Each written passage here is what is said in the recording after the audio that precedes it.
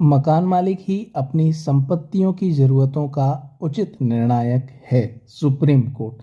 तो दोस्तों, supreme court ने किराएदारी के एक मामले में ये महत्वपूर्ण टिप्पणी की है और सुप्रीम कोर्ट ने कहा है कि जो किराएदार है वो अब मकान मालिक को ये निर्देश नहीं दे सकता है, उससे ये नहीं कह सकता है कि वो उसकी जो ज़रूरत है जिसके लिए वो मकान खाली कराना चाहता है तो उसका और भी जो प्रॉपर्टी पड़ी है वो खाली करा ले और दूसरे किराएदार को खाली करा ले। ऐसा तर्क यहाँ नहीं दे सकता है, क्योंकि जो प्रॉपर्टी है, जो लैंडलॉर्ड की यहाँ पर प्रॉपर्टी है, उसके संबंध में जो भी ज़रूरत है उसके संबंध में निर्णय लेने का अधिकार उसे खुद है। वो खुद ही सर्वश्रेष्ठ निर्णायक होता अपनी संपत्ति का, ये सुप्रीम कोर्ट ने कहा।